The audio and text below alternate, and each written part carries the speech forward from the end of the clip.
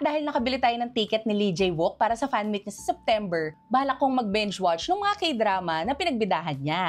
So, isi-share ko sa inyo ngayon kung ano yung mga K-drama binge watching essentials ko. Siyempre, unang-una, dapat meron ka nung device na gagamitin mo para manood. Pwedeng TV, iPad, or yung cellphone mo man, or in my case, laptop.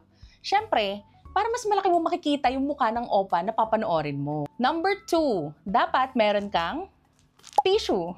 Kasi syempre, di ba, K-drama nga yung papanoorin mo. So, pag nakakaiyak yon, dapat meron kang tissue para ready kang mag-cry-cry dyan kapag nakakaiyak na yung eksena. Number 3, dapat meron kang maalat na snack at matamis na snack. Kasi syempre, pag kumain ka ng matamis, gusto mo rin ng maalat. Tapos pag kumain ka ng maalat, gusto mo rin ng matamis.